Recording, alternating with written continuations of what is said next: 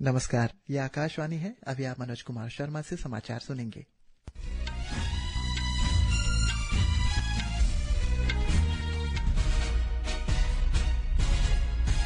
पहले मुख्य समाचार।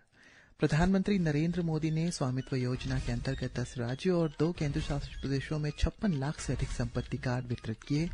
70 सदस्यीय दिल्ली विधानसभा चुनाव के लिए दाखिल पत्र 1500 से अधिक नामांकन पत्रों की जांच हो रही है। कोलकाता की सीआईएल अदालत आरजी कर अस्पताल बलात्कार और हत्या मामले में आज अपना फैसला सुनाएगी। गजा संघर्ष विराम और बंधकों की रिहाई के समझौते के पहले चरण में कल से 735 फिलिस्तीनी कैदियों और 33 इजरायली बंधकों को रिहा किया जाएगा। और बैडमिंटन में चिराग शेट्टी और सात्विक साईराज रंकीरेड्डी आज शाम इंडियन ओपन के सेमीफाइनल में मलेशिया की गो जे फेई और नूर इजुद्दीन के साथ सामना करेंगे। अब समाचार विस्तार से। प्रधानमंत्री नरेंद्र मोदी ने स्वामित्व योजना के अंतर्गत आज संपत्ति स्वामियों को वीडियो कॉन्फ्रेंसिंग के माध्यम से 65 लाख से अधिक संपत्ति कार्ड वितरित किए। 10 राज्यों और 2 केंद्र शासित प्रदेशों के 50,000 से अधिक गांवों में संपत्ति कार्ड वितरित किए गए हैं। इस अवसर पर प्रधानमंत्री ने ग्रामीण अर्थव्यवस्था के लिए ऐतिहासिक दिन बताया है। उन्होंने कहा है कि स्वामित्व योजना लागू होने के बाद से पिछले 5 वर्षों में 2 करोड़ 25 लाख से अधिक संपत्ति के दस्तावेज जारी किए जा चुके हैं। श्री मोदी ने कहा है कि संपत्ति के उचित दस्तावेज न होना एक बहुत बड़ी समस्या है और इस कारण ही विवाद पैदा होते हैं। उन्होंने कहा है कि संपत्ति के उचित प्रलेखन से बैंकों के ऋण मिल पाएगा और अवैध अतिक्रमण से संरक्षण मिलेगा। श्री मोदी ने कहा है कि पिछले 60 से 8 वर्षों में देश में 98% जमीन के रिकॉर्ड डिजिटल किए जा चुके हैं। उन्होंने कहा है कि संपत्ति के अधिकार उपलब्ध होने से ग्राम पंचायतों की समस्याओं का समाधान होगा और कहा कि संपत्ति के वैध दस्तावेज होने से आपदा के मामले में उचित दावा भी मिल पाएगा। स्वामित्व योजना का उद्देश्य ग्रामीण आबादी वाले क्षेत्रों में संपत्ति स्वामियों की स्वामित्व का अधिकार प्रदान करना है। सर्वेक्षण के लिए अत्याधुनिक ड्रोन प्रौद्योगिकी के माध्यम से परिवारों को स्वामित्व का अधिकार प्रदान कर ग्रामीण भारत के आर्थिक विकास को आगे बढ़ाने के लिए वर्ष 2020 में स्वामित्व योजना शुरू की गई थी। ये योजना संपत्ति के मुद्रीकरण की सुविधा प्रदान करती है और बैंक ऋण के माध्यम से संस्थागत ऋण तक पहुंच को सुगम बनाने के साथ ही संपत्ति से जुड़े विवादों को कम करती है। प्रवर्तन निदेशालय ने मैसूर शहरी विकास प्राधिकरण MUDA से जुड़े धन शोधन मामले में 300 करोड़ रुपए से 142 अंचल संपत्तियां जब्त की है। इस मामले में कर्नाटक के मुख्यमंत्री सिद्धारमैया और अन्य कई व्यक्तियों पर कथित रूप से शामिल होने का आरोप है। निदेशालय ने कहा है कि मामले में ये कार्रवाई धन शोधन निवारण अधिनियम 2002 के प्रावधानों के तहत की गई है। एजेंसी ने आरोप लगाया है कि कर्नाटक के मुख्यमंत्री और कांग्रेस नेता सिद्धारमैया ने MUDA द्वारा अधिग्रहित 3 करोड़ से अधिक भूमि के बदले अपनी पत्नी के नाम पर पोश इलाके में 14 स्थानों पर जमीन के रूप में मुआवजा पाने के लिए अपने राजनीतिक प्रभाव का इस्तेमाल किया। निदेशालय ने यह भी दावा किया है कि इन 14 स्थानों के अलावा MUDA के रियल एस्टेट व्यवसायियों को मुआवजे के रूप में बड़े पैमाने पर जमीन अवैध रूप से आवंटित की। कर्नाटक भारतीय जनता पार्टी के प्रदेश अध्यक्ष BY विजेंद्र ने इस घोटाले की निष्पक्ष जांच के लिए CBI जांच और मुख्यमंत्री के इस्तीफे की मांग की है। संयुक्त सदस्यीय समिति ने बिहार में वक्फ संशोधन अधिनियम के बारे में पटना में वक्फ बोर्डों के प्रतिनिधियों सहित विभिन्न हितधारकों के साथ विचार विमर्श शुरू कर दिया है। पटना में संवाददाताओं से बातचीत में समिति के अध्यक्ष जगदम्बिका पाल ने बताया है कि समिति वक्फ संपत्तियों, उनके प्रबंधन और विभिन्न अन्य मुद्दों के बारे में बिहार के विभिन्न हितधारकों से चर्चा करेगी। श्री जगदम्बिका पाल ने बताया है कि समिति संसद के आगामी बजट सत्र में रिपोर्ट प्रस्तुत करेंगी। संसद का बजट सत्र 31 जनवरी से शुरू होगा। सत्र के पहले दिन राष्ट्रपति द्रौपदी मुर्मू लोकसभा और राज्यसभा की संयुक्त बैठक को संबोधित करेंगी। वित्त मंत्री निर्मला सीतारमण 1 फरवरी को केंद्रीय बजट पेश करेंगी। बजट सत्र का पहला चरण 13 फरवरी तक चलेगा, जबकि दूसरा चरण 10 मार्च से 4 अप्रैल तक होगा।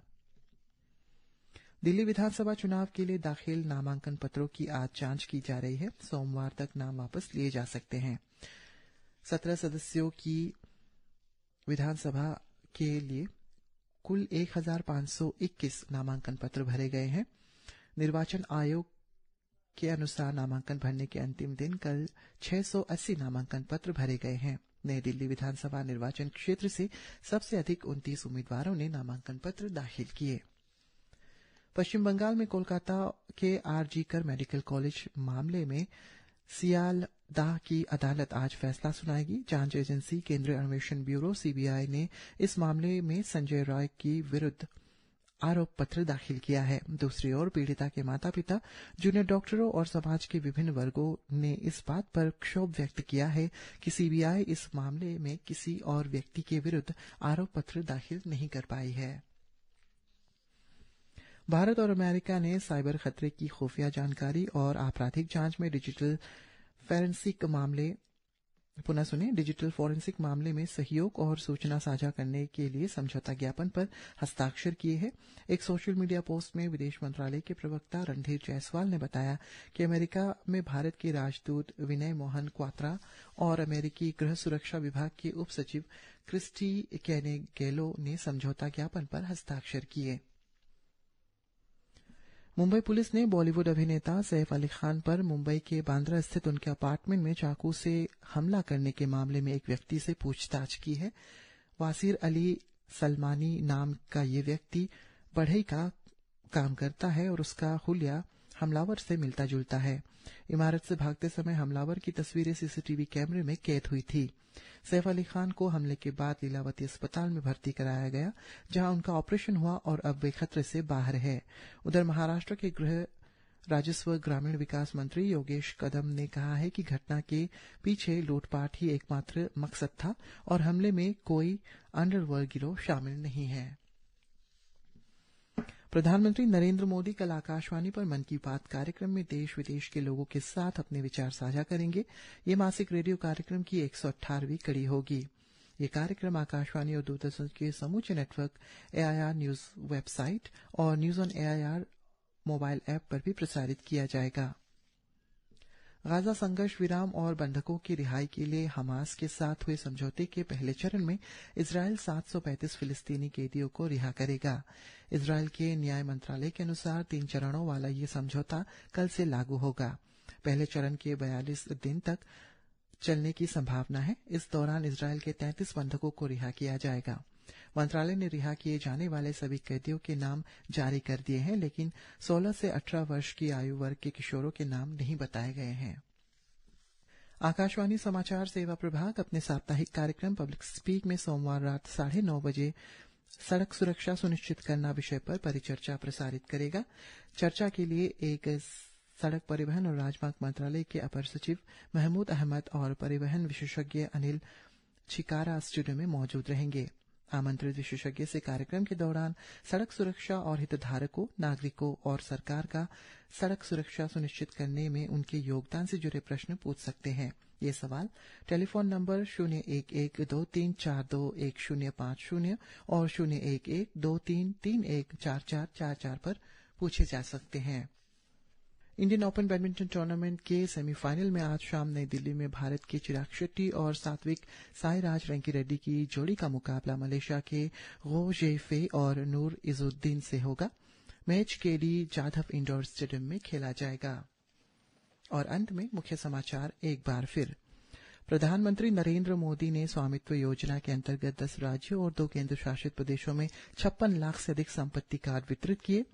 17 सदस्यीय दिल्ली विधानसभा चुनाव के लिए दाखिल 1500 से अधिक नामांकन पत्रों की आज जांच हो रही है। कोलकाता की सियालदह अदालत आरजी कर अस्पताल बलात्कार और हत्या मामले में आज अपना फैसला सुनाएगी। गजा संघर्ष विराम और बंधकों की रिहाई के समझौते के पहले चरण में कल से 735 फिलिस्तीनी कैदियों और 33 इजरायली बंधकों को रिहा किया जाएगा। और बैडमिंटन में चिराग शेट्टी और सात्विक साईराज रंकीरेड्डी आज शाम इंडियन ओपन के सेमीफाइनल में मलेशिया जोड़ी गो जे फेई और नूर इजुद्दीन का सामना करेंगे। इसी के साथ ये समाचार बुलेटिन समाप्त हुआ। नमस्कार।